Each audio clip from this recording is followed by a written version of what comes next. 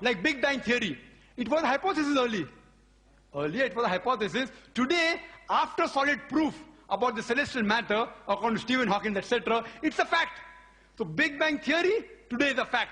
Yesterday it was a hypothesis. Once it becomes a fact, I use it. You know, there are hypotheses saying that human beings have been created from a single pair of genes, Adam and Eve. I don't use it. Because science has established, it goes along with the Quran. It goes along with the Quran that we have been evolved from one pair, Adam and Eve, peace be upon them. But I don't use it because that is not an established fact. So therefore, while bringing a correlation between Quran and science, etc., see to it that you use only those scientific facts which have been established and not hypotheses, because Quran is far superior to modern science. I'm not trying to prove the Quran to be the word of God with the help of science. No, not at all. What I'm trying to do, for us Muslims, Quran is the ultimate criteria. For the atheist and for the non-Muslims maybe, science may be the ultimate criteria. What I'm doing, I'm using the criteria, the yardstick of the atheist, and comparing with the yardstick of the Muslim, the Quran. I'm not trying to prove the Quran to be the word of God with the help of science. What I'm trying to do, when I bring a compatibility, and I show the superiority of Quran, that what your science has told us yesterday, Quran has told us 1400 years ago, I'm trying to prove that our yardstick, the Muslim yardstick, the Quran, is far superior to your yardstick, the science. Therefore, you should believe in Quran, which is far superior. Hope that answers the question. Thank you, Dr. Naik. Yes, Dr. Cambell. This is the last, excuse me. Last two questions for the speakers. We'd ask the audience to just bear for us for a few minutes more. We have the last question on the slip for Dr. Cambell, followed by one last question for Dr. Zakir, and we'll ask you to please wait till the end.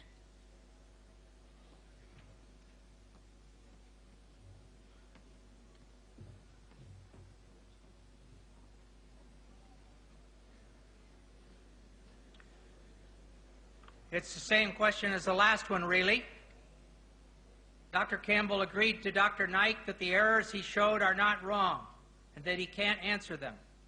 So does this mean that Dr. Cambell agrees that the Bible has errors? So it's not the Word of God. There are things in the Bible that I can't explain, that I don't have an answer for now. And I'm willing to wait until I see whether an answer comes.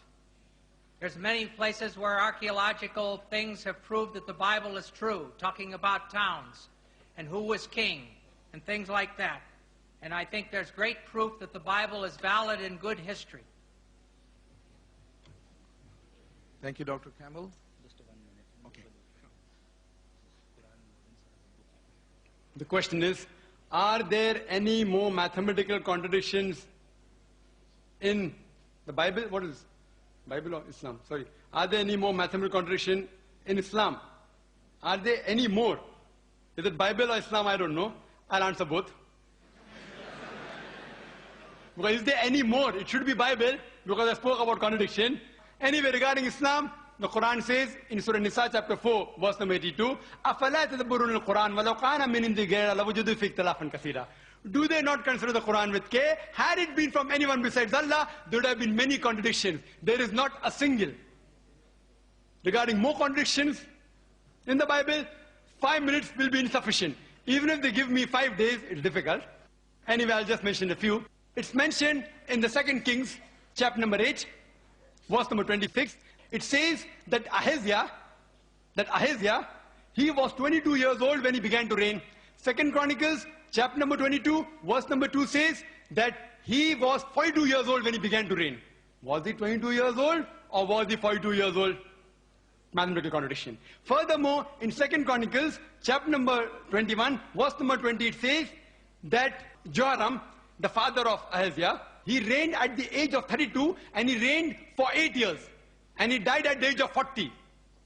Immediately Ahaziah became the next ruler at the age of 42. Father died at the age of 40. Immediately son takes over, who's at the age of 42. How can a son be 2 years older than the father?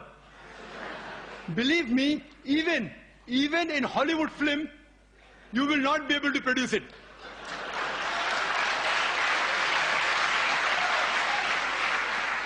In Hollywood film, You can produce a unicorn, which I mentioned in my talk. Unicorn, you can have cockroaches, which the Bible speaks about. Cockroaches and dragons and serpents. But in Hollywood, you cannot even show a son being 2 years older than the father. It cannot even be a miracle. Even in miracle, it's not possible. Impossible. In miracle, you can have a person being born of a virgin birth, but in miracle, you can't have a son being older than the father by 2 years. Further, if we read, it's mentioned in the Bible, in 2 Samuel, chapter number 24, verse number 9, that the people that were involved in the battlefield, it gives a list of these people in 2 Samuel, chapter 24, verse number 9, and it says that people that took part, 800,000 of the men of Israel took part, and 500,000 of the men of Judah. Same, if you see other places, Chronicle, chapter 21, verse number 5, it says that 1,100,000 people took part in the battlefield from the men of Israel, and 10,460 men took part of Judah. Was it 800,000 people who took part from the men of Israel, or was it 1,100,000? Was it 5 lakh people of Judah that took part, or 10,460? A clear-cut contradiction. Furthermore, it's mentioned in the Bible, in 2 Samuel, chapter number 6, verse number 23, that Michal, the daughter of Saul, she had no sons. 2 Samuel, chapter 21, verse number 8, Michal, the daughter of Saul, had 5 sons. One place it says no children, no son, no daughter. Other place, 5 sons. Furthermore, if you read, it's mentioned in Gospel of Matthew, chapter number 1, verse number 16, it says about the genealogy of Jesus Christ, peace be upon him, as well as Luke chapter number 3, verse number 23, and it says that Jesus' father, that Joseph, his father was Jacob, in Matthew chapter 1, verse 16. And Luke chapter 3, verse number 23, Jesus' father Joseph, his father was Heli. Did Jesus' father Joseph had 2 fathers? What do you call a person who has got 2 fathers? Or was it Heli, or was it Jacob? Thank you, Dr. Naik. Thank you very much.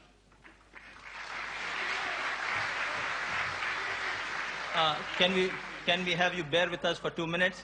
We have the renowned international Islamic scholar amongst us, Dr. Jamal Badawi, and on behalf of the Islamic Research Foundation, we feel it an honor if he would take the pleasure of inaugurating or releasing the book just written by Dr. Zakir Naik, The Quran and Modern Science, Compatible or Incompatible. Dr. Jamal Badawi, to release the book, which has just recently been published and printed a few days back, and being released here in Chicago on this appropriate occasion. I think there's no more fitting way as a gesture of friendship than to ask Dr. Zakir to give it to Dr. Cambell by himself.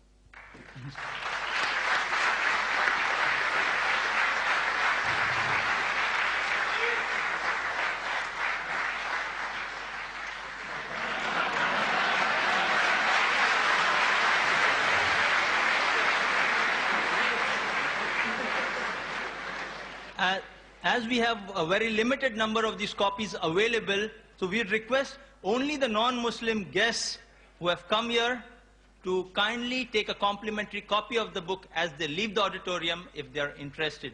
It would be a pleasure. May I call upon Dr. Sabil Ahmed to present the vote of thanks.